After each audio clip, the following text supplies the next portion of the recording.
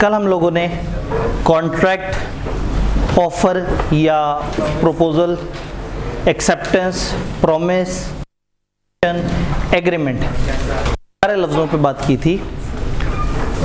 Offer क्या होती है? एक आदमी अपनी ख्वाहिश जाहिर करने के लिए दूसरे को कुछ करे या ना करे, उसके अमल या से। बिल्कुल सही कहा। जब एक बंदा अपनी ख्वाहिश का इजहार करे कि वो दूसरे बंदे से कुछ चाहता है या कुछ नहीं चाहता, ठीक है, आप बैठ जाए। और दूसरा ये कि अब आप लोग बड़ी क्लासों में, सीनियर क्लासेस में, तो यहाँ पे वो ज़रूरी नहीं कि आप खड़े होकर सवाल का जवाब दें। आप अपने आप को यूनिवर्सिटी वाली फीलिंग में ला सकते हैं। किसी भी वक्त क्लास से बाहर नहीं कोई ज़रूरी तो आप निकल सकते हैं। किसी वक्त क्लास में आना हो तो बगैर इजाज़त लिए आ सकते हैं, क्योंकि मकसद जो है ना वो यहाँ पे पढ़ना है। हाँ, फ़ोन साइलेंट होने चाहिए, बस ये एक छोटी सी ख्वाहिश है कि वो खामखा जो है ना वो बीच में क्लास में बैठे हों और अचानक से जो है वो पिया बसंती का वो आवाज़ आना शुरू हो जाए या कुछ और इस तरह से, तो वो थोड़ा सा गैर महज़ब हो जाता है। तो अदरवाइज़ ये है कि अब आप लोग मैच्योर स्टूडेंट हैं, बड़े हैं, तो इसमें परेशान नहीं होना। मैं सवाल पूछूँ, आप बैठे बैठे जवाब दे सकते हैं, कोई मसला नहीं। तो मेरी तो मजबूरी है, मैं खड़े होकर पढ़ाना है, तो आप लोग अपने कम से कम बैठ के सुकून कर सकते हैं।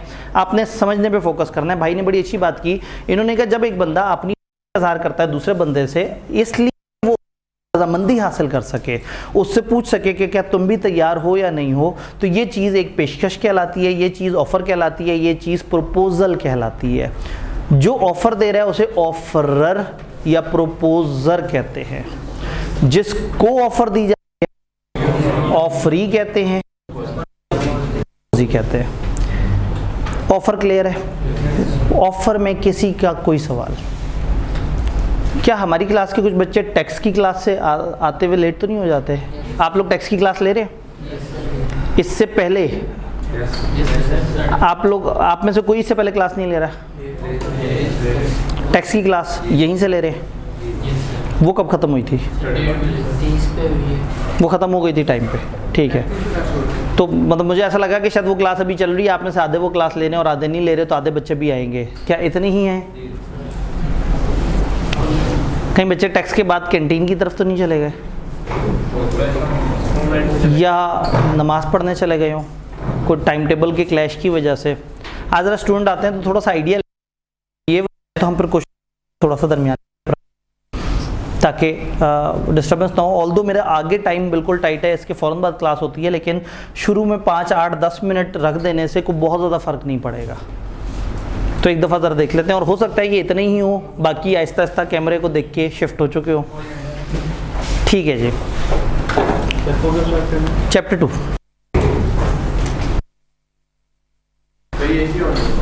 ये एसी आप इंतज़ामिया से कह सकते हैं, आपका हक है पूरा का पूरा। आप अगर आसपास कहीं इंतजामिया का बंदा नजर आए उसे कह दें, क्योंकि मेरे कहने पे भी उतना ही एक्शन लेंगे जितना आपके कहने पे। आपने पैसे दिए, मैं आपकी बात ज़्यादा सुनेंगे। मैं तो पहले ही पैसे लेता हूँ, मतलब पहले ही ख़तरनाक आदमी हूँ, तो वो कहेंगे यार पहले ही पैसे भी लेते हैं, ऊपर से एसी भी चलवा देते हैं। प्रेजेंट कर लो।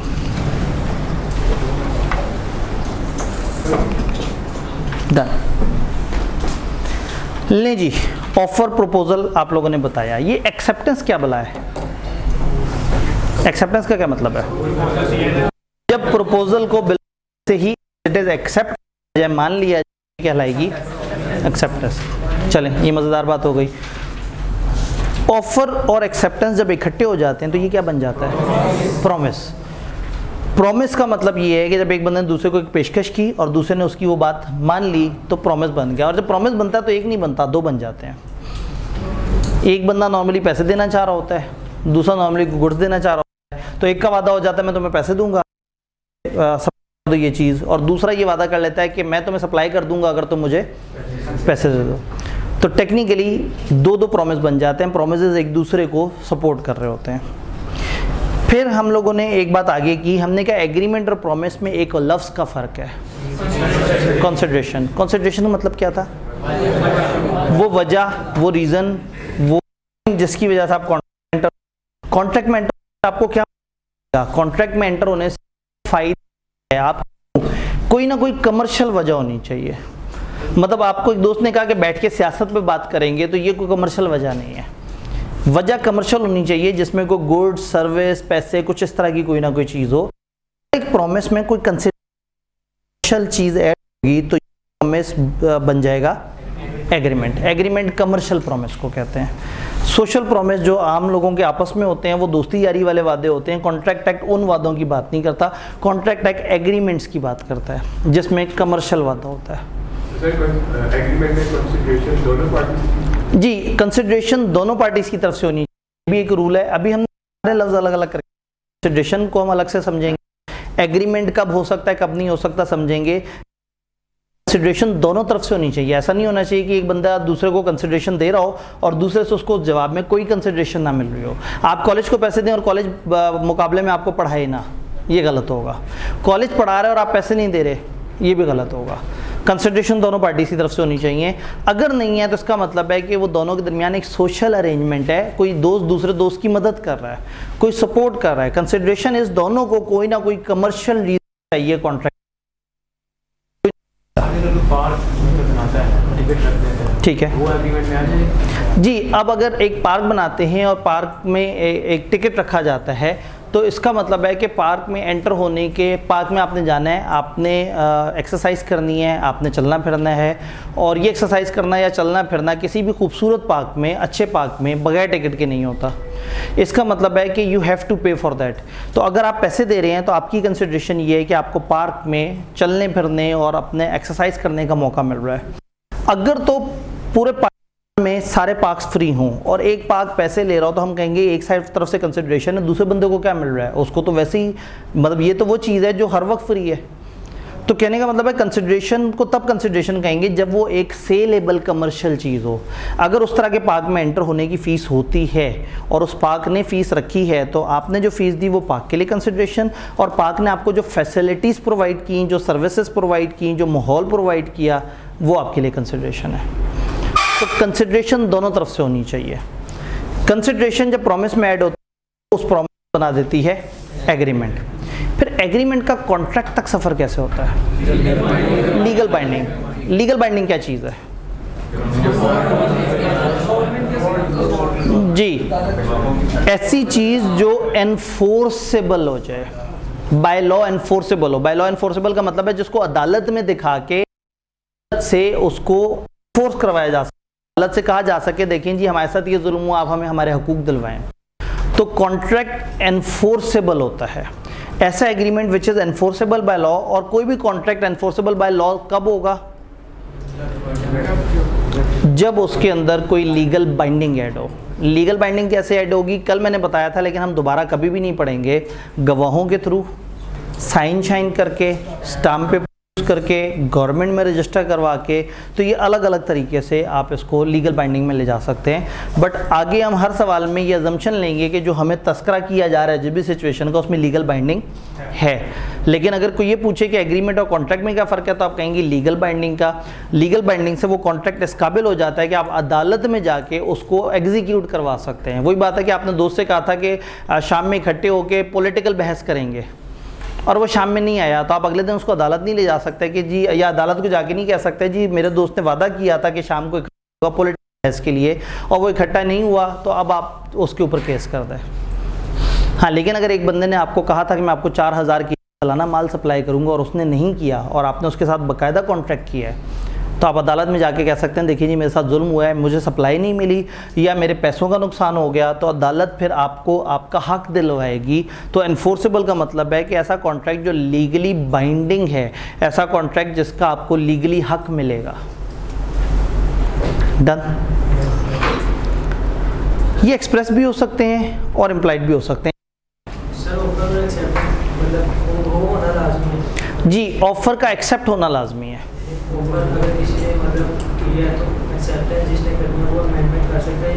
जी, अब अगला सवाल ये है कि ऑफर क्या ऐसे ही एक्सेप्ट करनी चाहिए या उसमें अमेंडमेंट हो सकती है? मोस्ट प्रोबेबल हम इस पे थोड़ा सा तस्करा कर रहे होंगे। एक्सेप्टेंस का एक रूल होता है कि एक्सेप्टेंस बाइनी ही वैसे ही होनी चाहिए, एब्सोल्यूट होनी चाहिए।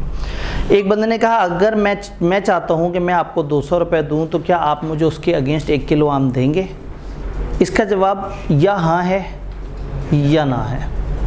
अगर वो आगे से कह दे नहीं मैं 1 किलो तो नहीं, मैं आधा किलो आम आपको दे दूंगा इस प्राइस में, तो अब बेसिकली उसने आपकी ऑफर को उठा के फेंक दिया साइड पे और अपनी एक ऑफर आपके सामने रख दी।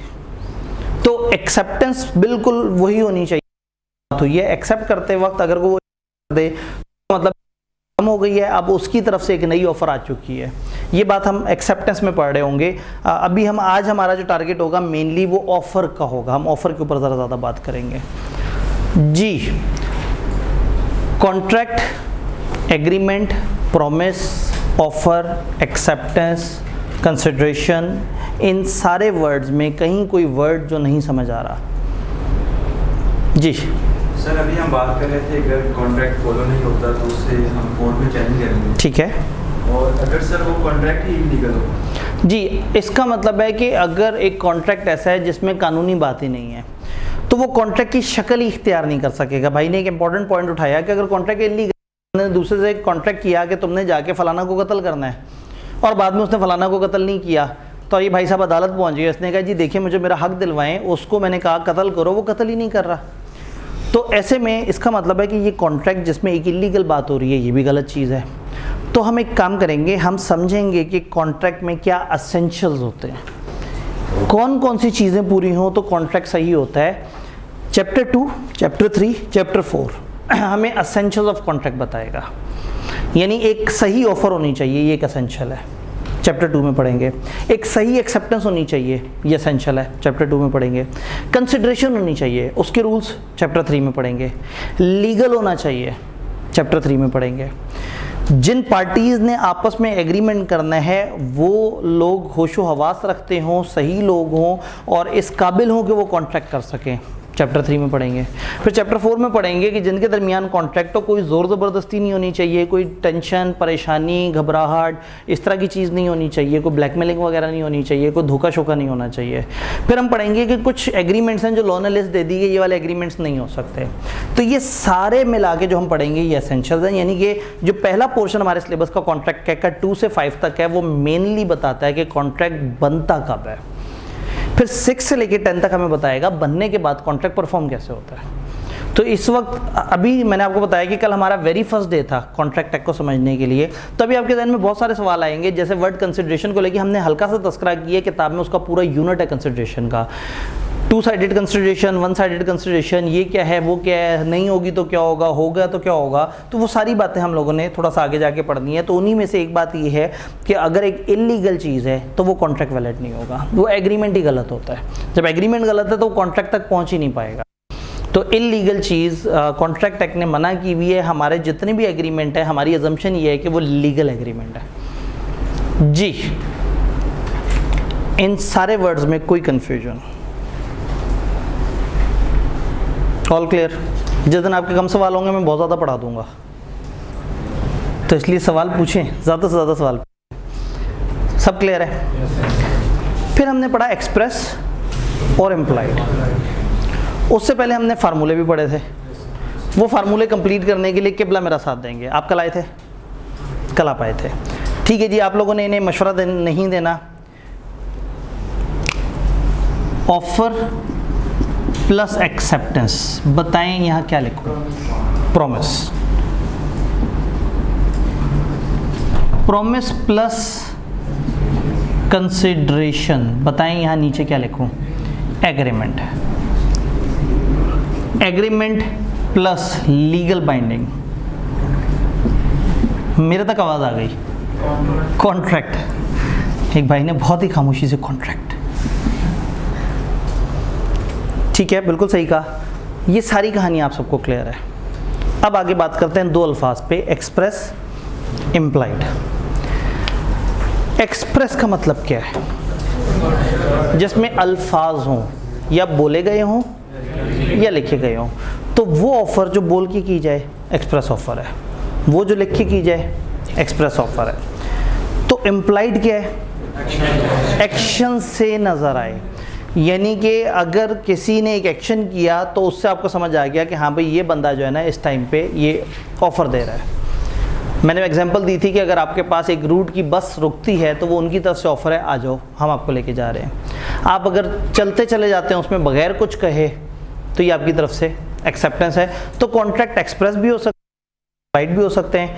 कॉन्ट्रैक्ट अल्फाज से बोले भी जा सकते हैं और कभी कभी लोगों के एक्शन से ऑटोमेटिकली एज्यूम भी किए जा सकते हैं कि हाँ भाई इन लोगों ने कॉन्ट्रैक्ट जो है वो इस तरह से कर लिया। फॉर एग्जांपल कॉलेज ने लिखा हुआ है कि जी जो भी आएगा 200 रुपये देगा तो वो कॉलेज के फलाना स्पोर्ट्स इवेंट में मेंबर बन जाएगा और उसको खेलने का हक मिल जाएगा। एक बच्चा आया, एक नुमाइंदा बैठा था कॉलेज का जो कि स्पोर्ट्स को देख रहा था, उसने उसके पास 200 रखवाए और आगे जाके फुटबॉल खेलना शुरू हो गया। कुछ नहीं बोला। वो क्या कहना चाह रहा है? उसने एक्सेप्ट कर लिया वो ऑफ़र, उनको पैसे जमा करा के और उसने तो खेलना शुरू कर दिया। उसके ये एक्शन साफ शो कर रहा है कि यहाँ इनके दरमियान एक इम्प्लाइड कॉन्ट्रैक्ट हो गया है जिसमें इसने बोला शोला कुछ नहीं है, लेकिन इसके एक्शन से पता लग गया है कि यस इसने ये चीज़ एक्सेप्ट कर ली है। डन। तो इम्प्लाइड और एक्सप्रेस। फिर आप लोगों ने जाके इसकी इंग्लिश पढ़ी। उस इंग्लिश में किसी जगह, किसी सेंटेंस, किसी लाइन, किसी पॉइंट में कोई बात नहीं समझ आई तो मुझे बताएं, ताकि फिर हम कहानी को अगले लेवल में दाखिल करें। कोई सवाल किसी किस्म का? जी जी, एब्स्टिनेंस या एब्स्टेन। एब्स्टेन की आगे से फॉर्म है फिर एब्स्टिनेंस। एब्स्टेन का मतलब है रोक देना। तो कोई काम करना या किसी काम से बाज रहना, किसी काम से रोक देना, वो एब्स्टेन कहलाएगा। तो एब्स्टिनेंस, एब्स्टेन है रुक जाना, एब्स्टिनेंस है रोक दिया जाना। तो एब्स्टेन की फॉर्म है, इसका मतलब है रोक देना। तो आपको याद होगा हमने कहा था कॉन्ट्रैक्ट टू डू और नॉट टू डू होता है। कई दफ़ा काम करने के पैसे मिलते हैं, कई दफ़ा काम ना करने के पैसे मिलते हैं। जी, कोई और जगह जहाँ पे किताब की इंग्लिश आपको परेशान कर रही है, समझ के चलना है ताकि मज़ा आए। घर जाके आपने लिखा? पढ़ने और लिखने में टोटल मिला के कितना टाइम लगा? 1 घंटा इज़ मैक्सिमम टाइम।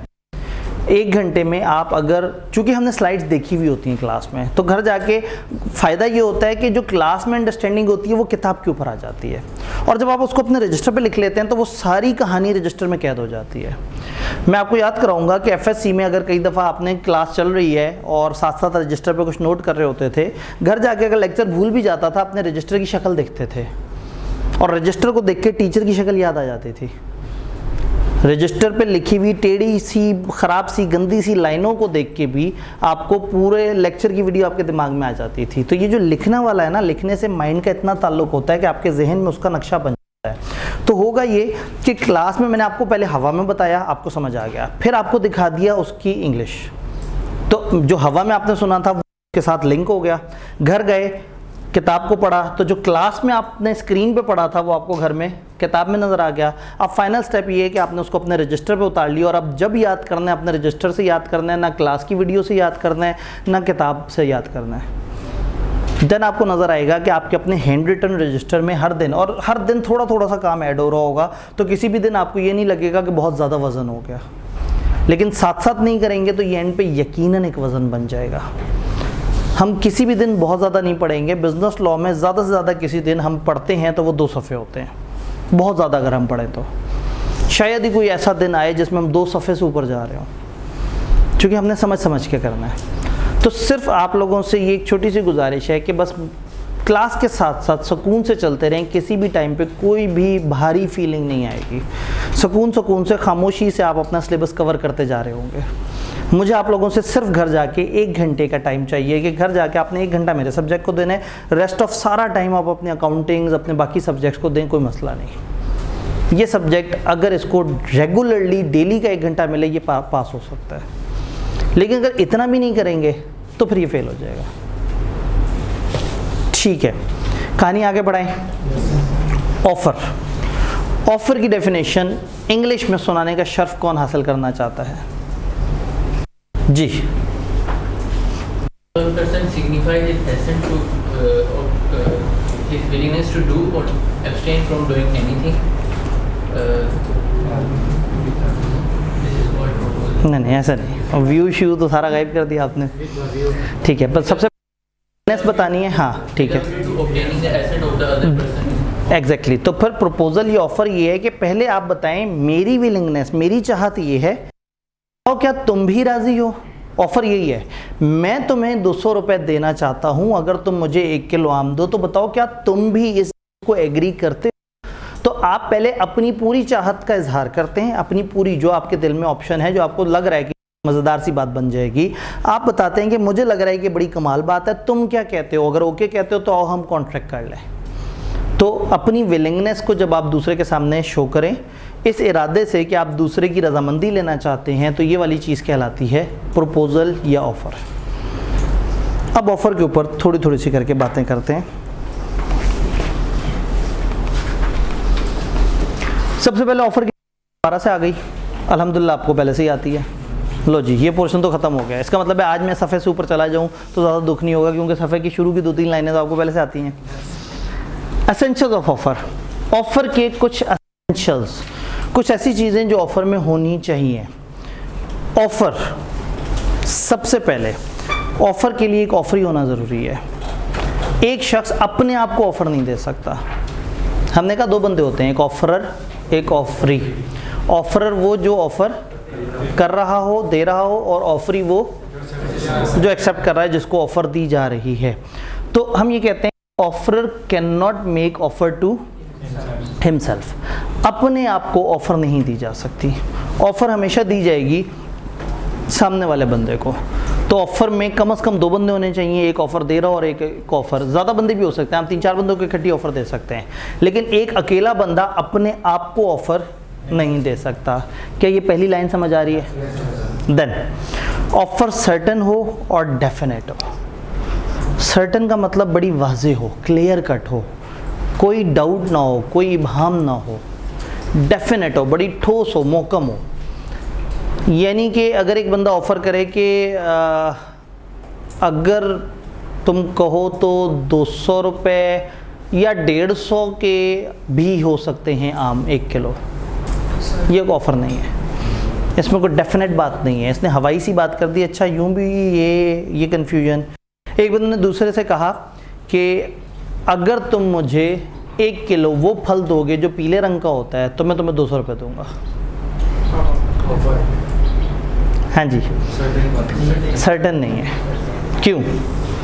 पीले रंग के काफ़ी सारे फल हो सकते हैं। उसने अगर आपको खरबूजे दे दिए 200 रुपये किलो तो कितना बुरा हो जाएगा आपके साथ। तो ये ऑफ़र जेन्युइन ऑफ़र नहीं है, ये अनसर्टन है, इसमें क्लियर नहीं है, क्लैरिटी नहीं है। ऑफ़र बड़ी प्रॉपर ठोक बजा के हो, बिल्कुल वाजे, ये चीज़ ऐसे करके ये मेरी बात है, मुझे ये वाली चीज़ इतने में इन शर्तों पे चाहिए। तो ऑफ़र सर्टन होनी चाहिए, ऑफ़र में सर्टेनिटी हो, अनसर्टेनिटी ना हो, कोई डाउट ना हो। ऑफ़र सुन के बड़ा क्लियरली समझ आ जाए कि वो क्या कहना चाह रहा है। अगर तुम मुझे 15 लाख दोगे तो मैं तुम्हें बड़ी अच्छी सी गाड़ी दूंगा। सर्टेनिटी नज़र नहीं आ रही। बड़ी अच्छी सी गाड़ी, वो आल्टो को कह रहा है, वो एल्सविन को कह रहा है, वो किस गाड़ी को अच्छी सी गाड़ी कह रहा है? ठीक है, तो अच्छी सी गाड़ी थोड़ा क्वालिटेटिव सा वर्ड है। अगर वो कहे तो मुझे 15 लाख दो और मैं तुम्हें 2019 मॉडल ऑल्टो जो उसका ये इंजन नंबर चेसिस नंबर है देने के लिए तैयार हूँ। अब ये देखें ना, बड़ा क्लियर कट, डेफिनेट, बड़ी ठोस बात हुई है। तो ऑफ़र बड़ी क्लियर कट होनी चाहिए, कोई डाउट नहीं होना चाहिए, कोई कन्फ्यूजन नहीं होनी चाहिए। ऑफ़र के एसेंशियल्स का मतलब क्या है? वो कौन सी चीज़ें हैं जो ऑफ़र में हों तो वो ऑफ़र सही होगी, वरना वो ऑफ़र सही नहीं होगी। क्या ये समझ आया? देन ऑफ़र कंडीशनल भी हो सकती है, कंडीशन बीच में हो सकती है। फॉर एग्जांपल आपने ये कह दिया कि जी अगर तुम मुझे 200 रुपए के नोट दो तो मैं तुम्हें 1 किलो आम देने के लिए तैयार हूँ। अगर तुम मुझे 100 वाले नोट दो तो मैं तुम्हें 1 किलो आम बेचने के लिए तैयार हूँ। बताओ तुम क्या कहते हो? इसका मतलब है ऑफ़र में शर्त आ गई। एक्सेप्टेंस वाले बंदे को इस ऑफ़र को इस शर्तों समेत एक्सेप्ट करना होगा, और ऑफ़र देने वाले को अपनी ये शर्तें वाज़े तरीके से उसे बतानी पड़ेंगी। कॉलेज ने कहा कि आ जाएं जी, FR1 की क्लास में आप एडमिशन ले लें। FR1 की क्लास आप कॉलेज में आप भी आके ले सकते हैं, आप घर बैठ के लाइव अटेंड करना चाहें तो भी ले सकते हैं, नहीं तो शाम को उसकी रिकॉर्डिंग भी ले सकते हैं। आपने कहा बी लॉ के बारे में क्या? उन्हें कहा जी बी लॉ की फ़िज़िकल क्लास होगी और उस फिज़िकल क्लास की कैमरा रिकॉर्डिंग आपको मिलेगी, लेकिन ये क्लास आप घर बैठ के लाइव अटेंड नहीं कर सकते। तो ऑफ़र कंडीशनल है, एक ऐसी ऑफ़र है जिसमें फ़िज़िकल क्लास है और रिकॉर्डेड क्लास है, इसके साथ लाइव स्ट्रीमिंग नहीं है। तो अगर आप एक्सेप्ट करेंगे तो इनकी शर्तों के मुताबिक एक्सेप्ट करेंगे। आपका एडमिशन कर लें और उस टाइम पर आपको ना बताएं और बाद में आपको पता लगे कि आपके साथ धोखा हो गया, तो वो सही नहीं है। ऑफ़र देने वाला at the time of making offer clearly बताएगा कि उसकी ऑफ़र में शर्तें क्या है। ऑफ़र कंडीशनल हो सकती है तो फिर आपको कंडीशंस बतानी होंगी। आप ये बता सकते हैं कि जी अगर फलाना, अगर इस इतवार को इतवार बाज़ार खुला हुआ तो मैं आपको इतने रुपए की ये चीज़ सप्लाई करूँगा। अब आपने ऑफ़र में एक शर्त डाल दी है। अब अगर इतवार बाज़ार खुला होगा तो ही आपकी ऑफ़र वैलिड है, और नहीं खुला होगा तो वैलिड नहीं है। तो ऑफ़र में कंडीशंस भी हो सकती हैं, ऑफ़र डिपेंडेंट भी हो सकती है कुछ कंडीशंस पे। रूल ये है कि जब भी ऑफ़र में ऐसी कोई शर्तें हों तो ऑफ़र देने वाले पे वाजिब है कि वो अपनी ऑफ़र वाज़ेह तरीके से बताए। क्लियर? देन ऑफ़र कम्युनिकेटेड होनी चाहिए, ऑफ़र पता लगनी चाहिए। बोल के की जाने वाली ऑफ़र हम कब मानेंगे कि कम्युनिकेट हो गई? जब सामने वाले ने सुन लिया। दूसरा बंदा पहाड़ पे है दूर और आपने बोल के ऑफ़र की, क्या ये ऑफ़र सही है? नहीं, क्योंकि वो ऑफ़र उस तक नहीं पहुंची। बोल के की जाने वाली ऑफ़र उसको सुनाई दे, या तो बहुत ज़ोर से चीखें कि उसे सुनाई दे, या उसे फ़ोन कॉल में ला ले। तो बोल के की जाने वाली ऑफ़र सुनाई देनी चाहिए, लिख के की जाने वाली ऑफ़र दिखाई देनी चाहिए। आप एक अंधे के सामने जो है वो एक कॉन्ट्रैक्ट लिखे और उसे कहें ज़रा साइन कर दो, तो वो गलत ऑफ़र है। ऑफ़र वो है जो कम्युनिकेट हो, दूसरे बंदे को पता लगे कि ऑफ़र क्या है। बोल के की जाने वाली सुनाई दे, लिख के की जाने वाली दिखाई दे, और जो एक्शन से हो। नंबर 1, आपका एक्शन ऐसा हो जिससे मतलब नज़र आ रहा हो कि आप क्या कहना चाह रहे हैं, और दूसरा बंदा भी समझ रहा हो कि आपके एक्शन से क्या मुराद है, तो फिर हम कहेंगे कम्युनिकेट हुई। अच्छा, ये बात तो हो गई अभी की। हम जो कॉन्ट्रैक्ट एक्ट पढ़ रहे हैं उसके साथ, कॉन्ट्रैक्ट एक्ट का पूरा नाम है कॉन्ट्रैक्ट एक्ट 1872। आज क्या है? 2022। कितने साल गुजर गए? पूरे 150 साल। 1872 से 100 लगाएं, 1972, 30 मज़ीद लगा दें, 2002, और 20 और वो कर दें, तो 150, एग्जैक्टली 150 साल पुराना कानून पढ़ रहे हैं। अब 150 साल पहले मोबाइल फ़ोन तो नहीं होते थे, ईमेल थोड़ी होती थी, व्हाट्सएप कहाँ होता था।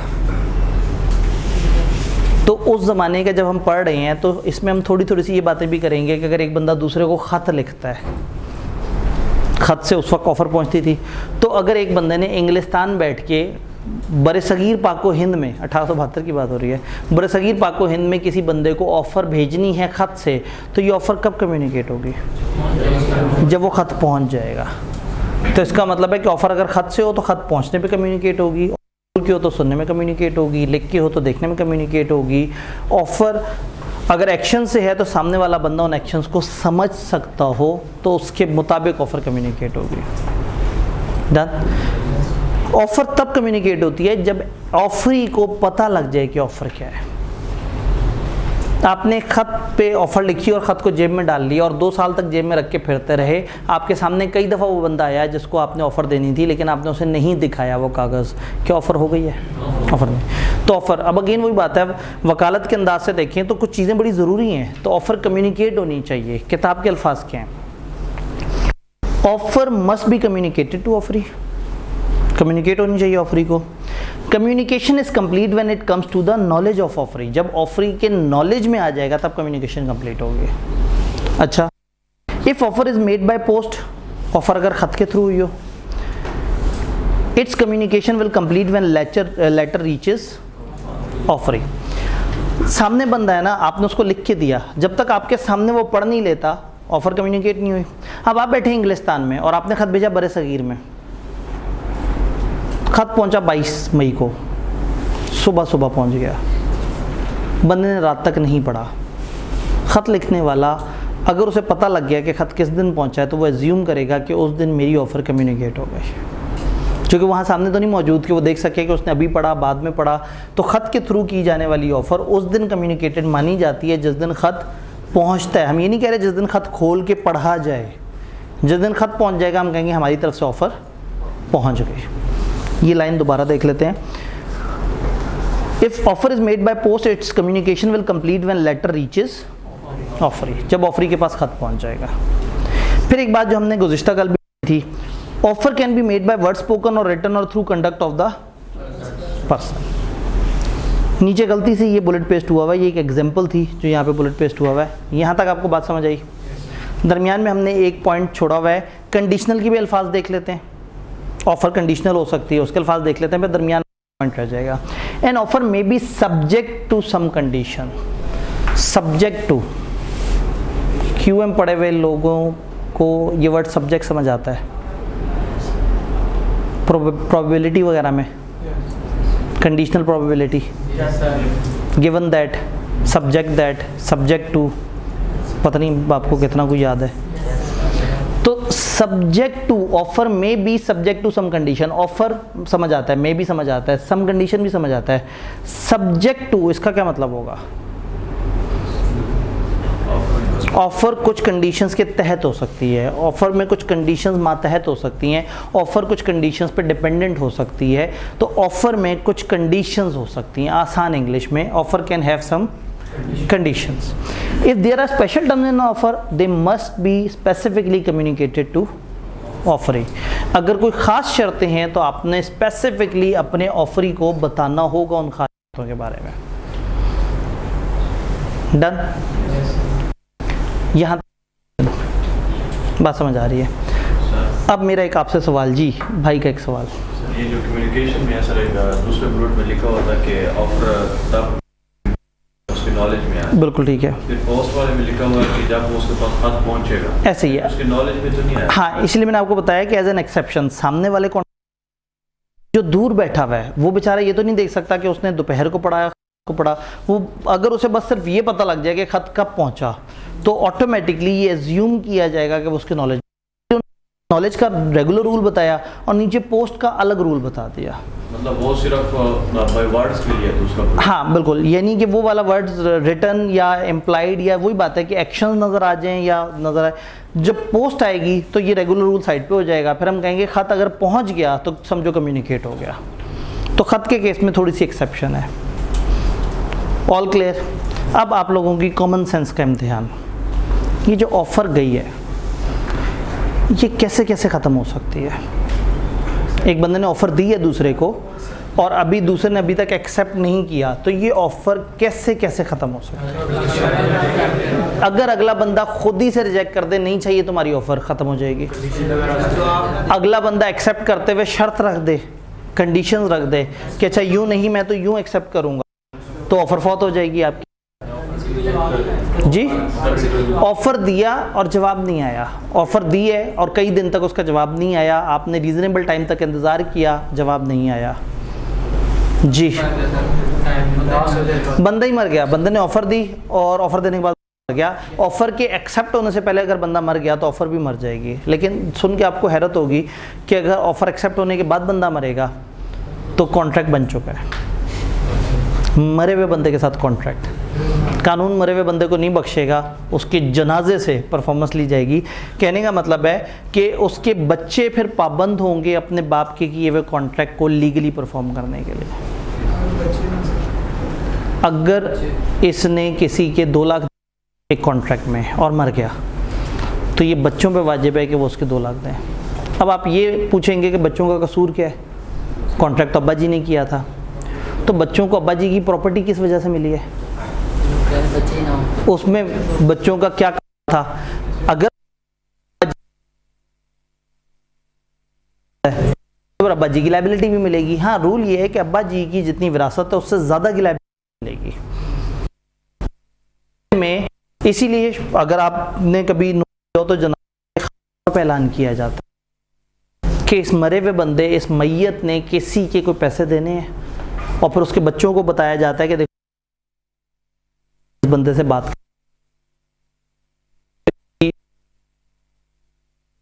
ऑफर देने वाला कोई मसला नहीं, लीगल ऑब्लिगेशन बन गई। लीगल रिप्रेजेंटेटिव वो हैं जो जरूरी सकता है बच्चे ना हो, उनके भाई बहन का रिप्रेजेंटेटिव है जिसको उसका तरका मिलना है, जिसको उसकी जायदाद मिलनी है, उसको उसका कॉन्ट्रैक्ट एक्सेप्ट होने से पहले अगर बंदा मर खत्म हो जाए, एक्सेप्ट होने से पहले अगर वो पागल हो जाए तो भी ऑफर खत्म हो जाएगी, उससे ज़्यादा की लायबिलिटी खत्म।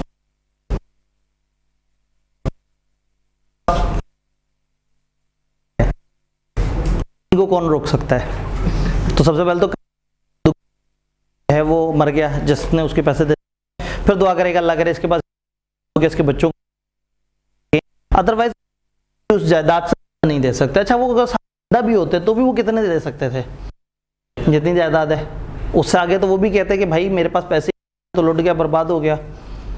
तो जिंदा था तो उसे 2-3 चपेड़े मारी जा सकती थी, अब बंदा ही मर गया है। तो अब बच्चे जो उसके एसेट्स की हद तक लायबल हैं। लेकिन अगेन ये हम आके चैप्टर 6 से ऑनवर्ड देखेंगे कि कॉन्ट्रैक्ट बनने के बाद क्या मसले हैं।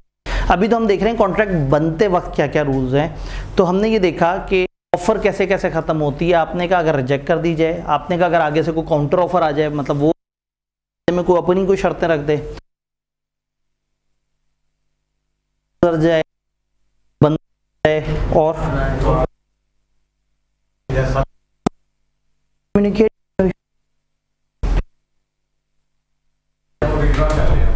अगर ऑफर देने वाला खुद ही अपनी ऑफर विड्रॉ कर ले, उसके एक्सेप्ट करने से पहले पहले ऑफर वापस ले ले, तो भी तो ऑफर खत्म हो जाएगी।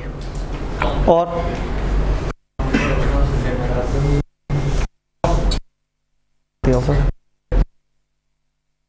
ऑफर दी गई है वही तबाह। जो गाड़ी बेच रहा था उसने कहा मैं ये वाली गाड़ी, आल्टो गाड़ी, फलाना फलाना, अब तुम बताओ तुम्हें कबूल है। अभी ये ऑफर उसने दी थी, दूसरा भी एक्सेप्टेंस के बारे में सोच रहा था कि गाड़ी पे बिजली गिर गई, सब्जेक्ट मैटर ही खत्म हो गया तो ऑफर भी खत्म।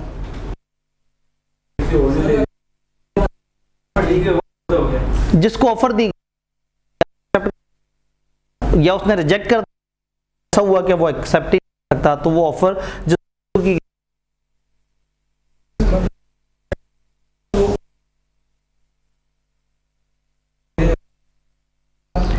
ठीक है। अगर हम ऑफर दें किसी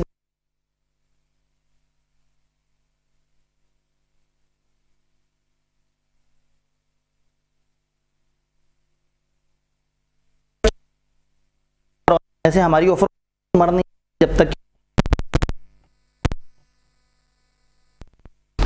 जी,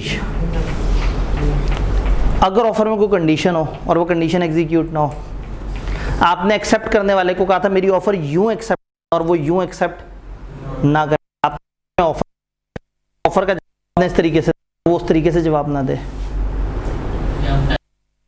लिमिट रख दें, टाइम खत्म हो जाए। तो अगर आप गौर से देखें तो कॉमन अंडरस्टैंडिंग से बहुत सारे जवाब हमारे आ रहे हैं। एक दफ़ा देखते हैं कि किताब हमें क्या बताना चाह रही है। Offer is lapse in following veg: revocation of offer before acceptance by the offeree, उसके एक्सेप्ट करने से पहले पहले हम अगर ऑफर ही रिवोक कर दें, आपके बाय द ऑफरी गायब होगा, revocation of offer before acceptance लिखा हुआ होगा। Revocation of offer before acceptance, offer देने वाले ने अपनी ऑफर खुद ही रिवोक कर ली। रिवोक क्या कहते हैं? कैंसिल कर लेना, ख़त्म कर देना, मनसूख कर देना। ऑफर देने वाले ने अगर अपनी ऑफर खुद ही ख़त्म कर दी तो lapse of time, time specified था, उसने कहा मेरी ऑफर 5 दिन के लिए है, 5 दिन ख़त्म, ऑफर ख़त्म। अगर टाइम मेंशन नहीं है फिर रीज़नेबल टाइम। एक बंदे ने ऑफर दी, अब कब तक इंतजार करेगा दूसरे बंदे की एक्सेप्टेंस? तो जो भी उस फील्ड में रीज़नेबल टाइम है उतने अरसे तक वो ऑफर वैलिड रहेगी, उसके बाद वो ऑफर ख़त्म हो जाएगी। ये रीज़नेबल टाइम कितना होता है? कॉलेज ने आपको ऑफर दी कि जी क्लास में एडमिशन ओपन है, आ जाओ एडमिशन ले लो, ये ऑफ़र कब तक वैलिड है? जब तक क्लास स्टार्ट नहीं होती, जब तक सीटें फिल नहीं हो जाती हैं। तो इसका मतलब है कि अगर आपको पता है कि एडमिशन अनाउंस होने के फ़र्ज़ करें 10 दिनों में कॉलेज की सीटें फिल हो जाती हैं, तो 10 दिन रीज़नेबल टाइम है। स्टॉक एक्सचेंज के एक ऑफर दी कि आप इस शेयर की अभी खरीद लो, ये ऑफ़र कब तक वैलिड है? जाएगी। तो इसका मतलब है टाइम बताएं या ना बताएं, हर तरह के कॉन्ट्रैक्ट का अपना एक रीज़नेबल टाइम होता है। और जो वर्ड रीज़नेबल है ना, ये बहुत ही अनरीज़नेबल वर्ड है, क्योंकि रीज़नेबल वर्ड की कोई वो नहीं है, कोई पैरामीटर नहीं है। रीज़नेबल का मतलब है उस फील्ड में जो रीज़नेबल होता है। एक स्टूडेंट ने मुझे कहा कि एक मशवरा आपसे चाहिए, मैंने कुछ डिस्कशन करनी है, मैं रीज़नेबल टाइम में आपको बता, तो मैं 5-6 दिन दे दूँ टाइम हो। एक बच्चे ने पेपर से 1 दिन पहले मेल की, सर ये टॉपिक में मसला आ रहा है, मुझे आप जवाब दें। मैंने कहा हाँ मैं बस रीज़नेबल टाइम में तो मैं रिप्लाई करता हूँ। तो वो एक्सपेक्ट करेगा कि मैं अगले 1-8 घंटे में उसे रिप्लाई कर दूँगा। तो एक जगह सवाल पूछने वाला 5 दिन को रीज़नेबल काउंट कर रहा है और एक जगह सवाल पूछने वाला 1 घंटे को रीज़नेबल काउंट कर रहा है। तो इसका मतलब है रीज़नेबल का ताल्लुक सिचुएशन से। तो अगर टाइम डिफाइन हुआ है तो बहुत अच्छा है, नहीं डिफाइन हुआ तो शायद कोड बताएगी कि कौन से कॉन्ट्रैक्ट में कितने दिनों को रीजनेबल कहते हैं। फॉर एग्जांपल एक बंदे ने खत से ऑफर भेजी है, उसका खत पहुंचने में 1.5 महीना लगता है, ठीक है, तो फिर जब उसे पता है पहुंचने में 1.5 महीना लगता है, एक्सेप्ट होने में 4-5 दिन लगेंगे, वापस आने में तो उसे कुछ 4-1 महीने तो इंतजार करना चाहिए। तो रीजनेबल टाइम बाद ऑफर खत्म हो जाएगी। ऑफर में अगर टाइम दिया हुआ है तो उस टाइम बाद खत्म हो जाएगी, और अगर टाइम नहीं दिया तो जो उस फील्ड में रीजनेबल टाइम है उस रीजनेबल टाइम के बाद ऑफर खत्म हो जाएगी। बात समझ आई? देन डेथ और इंसैनिटी ऑफरर, ऑफरर जिसने ऑफर दी हुई है वो डेथ हो जाए उसकी, या इनसेन हो जाए, पागल हो जाए, दिमागी तवाज़ुन खराब हो जाए। If fact of his death और insanity comes to knowledge of accepter before acceptance, acceptance से पहले पहले अगर ये सारा कुछ सामने आए तो ठीक है, एक्सेप्ट हो जाने के बाद वो पागल हो जाए या एक्सेप्ट हो जाने के बाद वो मर जाए तो फिर ये ऑफर ख़त्म नहीं होगी। तो ऑफर एक्सेप्ट पहले पहले अगर बंदे की डेथ हो जाए या वो पागल हो जाए तो। Then non fulfilment of condition precedent to offer, precedent, precedent का मतलब होता है जो चीज़ उसमें पहले से मौजूद है। ये लफ्ज़ आप लोगों ने सियासी गुफ्तगू में अक्सर सुना होगा, इस चीज़ का कोई प्रेसिडेंट मौजूद नहीं है। प्रेसिडेंट कहते हैं अदालती एक ऐसे फैसले को जो पहले से मौजूद होता है और अगली दफ़ा उस तरह के किसी भी मामले को उस अदालती फैसले से कहते हैं कि जी 1971 में अदालत ने एक ऐसा फैसला दिया था तो हमारे पास प्रेसिडेंट मौजूद है। तो प्रेसिडेंट कहते हैं एक ऐसी चीज़ जो पहले से मौजूद हो। तो हम ये कह रहे हैं कि वो कंडीशन जो ऑफ़र में पहले से मौजूद थी अगर ना हो तो ऑफ़र ख़त्म हो जाएगी। उसने कहा था ये मेरी ऑफ़र ऐसे ऐसे करके एक्सेप्ट करो, वो कंडीशंस पूरी नहीं हुई तो ऑफ़र, उसने कहा इतवार बाज़ार लगेगा तो मेरी ऑफ़र वैलिड है, इतवार बाज़ार नहीं लगा तो ऑफ़र फारेगा। काउंटर ऑफ़र इज़ मेड, मतलब आपने ऑफ़र दी ये चीज़ इतने की, उसने आगे से कहा इतने नहीं इतने की, अब इसका मतलब है आपकी ऑफ़र ख़त्म हो गई, अब उसकी ऑफ़र वैलिड है। इसे हम कहते हैं काउंटर ऑफ़र। जब अगला बंदा आपकी बात अपनी एक बीच में वैरायटी करा देता है तो ये बन जाएगी ऑफ़र। नॉन एक्सेप्टेंस या expressly rejection by the offer, या तो उसने एक्सेप्ट नहीं किया या आपने मुंह पे आपको कह दिया कि आपकी ऑफ़र मुझे अच्छी नहीं लगी, बकवास ऑफ़र है, ख़त्म कर दो इसे। तो ऑफ़र कैसे कैसे लैप्स हो सकती है, समझ आ रहा है? लेकिन वंस एक्सेप्टेड तो फिर ऑफ़र तो ख़त्म हो गई, ऑफ़र एक्सेप्टेंस की कहानी ख़त्म। अब हम देखेंगे कॉन्ट्रैक्ट कब हो सकता है और कब ख़त्म हो सकता है। तो चैप्टर 2, 3, 4, 5 चैप्टर्स में हमारी फंक्शन है वो ये है कि कॉन्ट्रैक्ट बनता कैसे हम वो समझ रहे हैं। कॉन्ट्रैक्ट एक्ट के काफ़ी सारे एसेंशियल्स में से एसेंशियल्स हमारे कि हम पढ़ रहे होंगे, जिनमें से ये हम लोगों ने ऑफ़र का एसेंशियल जो है वो पढ़ने की कोशिश की। All clear? आज की आखिरी बात की तरफ चलते हैं, थोड़ी सी टेक्निकल बात है जी। सर ऑफर दी एक बंदे को और फिर वही किसी और बंदे को दे बना ली, ऑफर पहले बंदे को जिसको वो तब तक ख़त्म नहीं होगी जब तक आप खुद से वापस ना ले लें।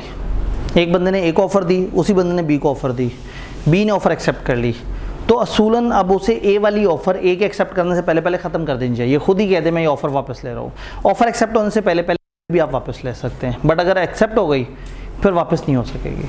अगर सर वो चीज़ ए की थी मतलब बी को दे तो सब्जेक्ट मैटर डिस्ट्रॉय नहीं होता। देखें अब इसका मतलब है कि आपने फिर गैर कानूनी हरकत की, आपने एक ऑफ़र दी और आपने ऑफ़र वापस ली। अगर उसने एक्सेप्ट कर लिया दूसरे बंदे ने तो फिर आप लीगली बाउंड हो जाएंगे।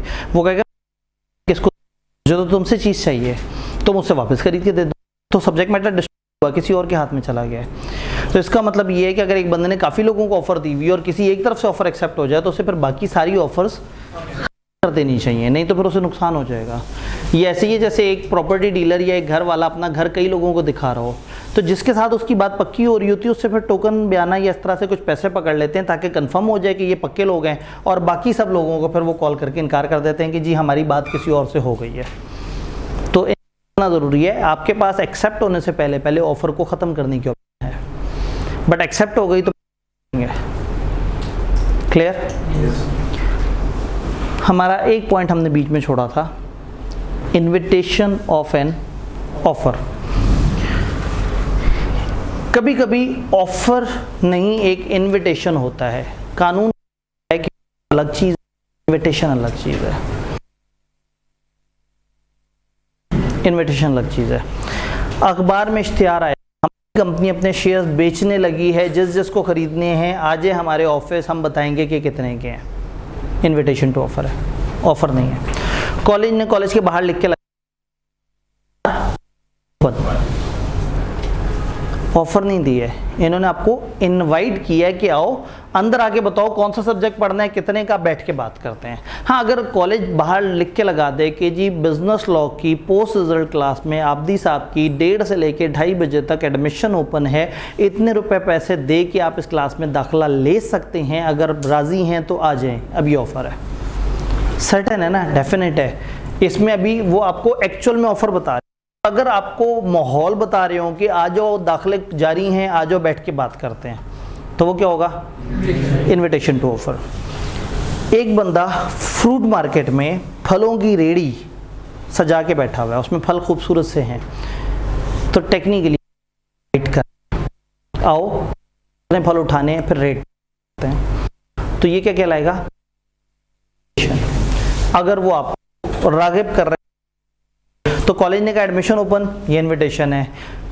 किसी कंपनी ने कहा प्रोस्पेक्टस इशू किया, उसने कहा जो हमारे शेयर्स खरीदना जो चाहता है आ जाए, ऑफ़र दे दे, ये इनविटेशन है।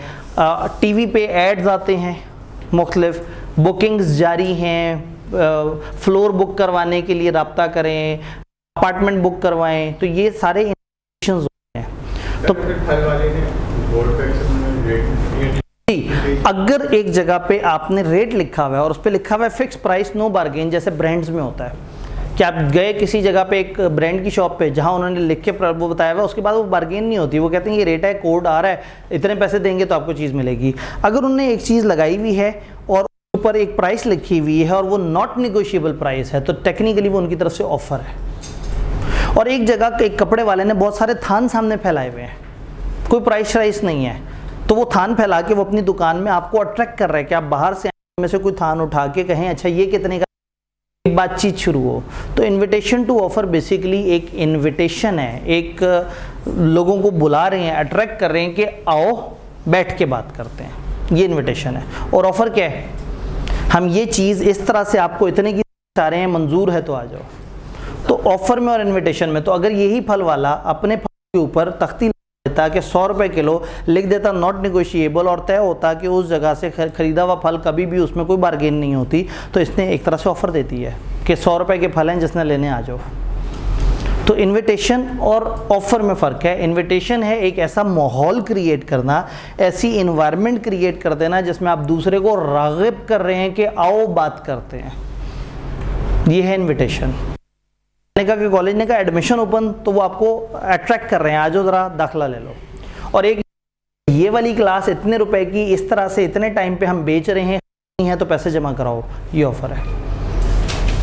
तो ऑफ़र में सर्टेनिटी और डेफिनेट पॉइंट आ जाता ना। इनविटेशन सर्टेन डेफिनेट नहीं है। इनविटेशन में तो आपने बस मशहूरी दी कि ये चीज़ इस तरह से है, बड़ी ज़बरदस्त है, अगर किसी का मूड हो तो आओ बैठो बात करें, इसके ऊपर तय करते हैं। तो इन्विटेशन और ऑफ़र इन दोनों को अलग अलग रखना है। तो ऑफ़र के एसेंशियल्स पढ़ते हुए हमने ये देखना है कि ऑफ़र और इनविटेशन टू ऑफ़र में फ़र्क होता है। An intention person to invite other with the view, वो इनविटेशन होता है। दोबारा पढ़ते हैं। एन इंटेंशन, एक इरादा, of a person to invite other, ताकि वो दूसरों को बुलाए, किस लिए?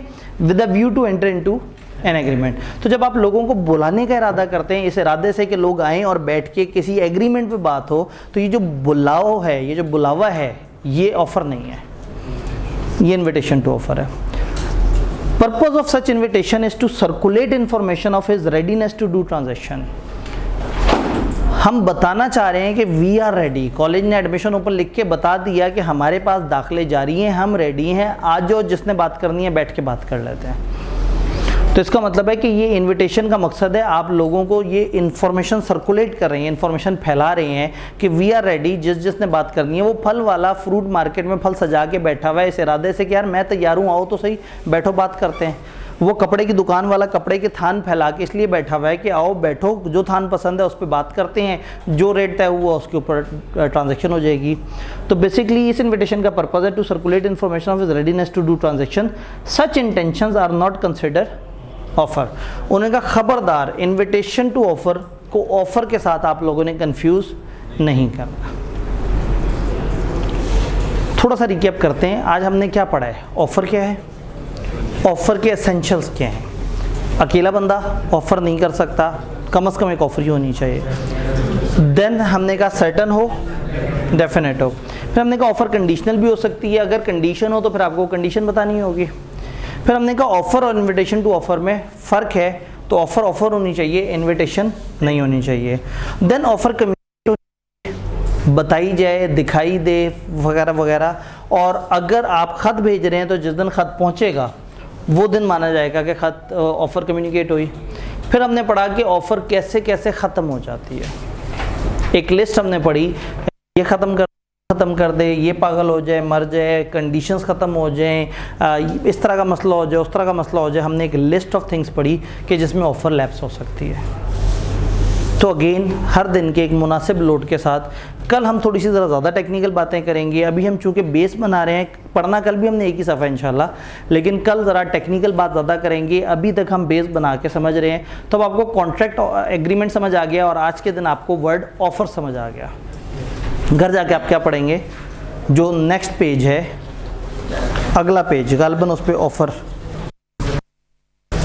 ठीक है जी, पेज नंबर 10 जो नेक्स्ट पेज है, पता नहीं आपके पास भी 10 ही है या नहीं, ठीक है वो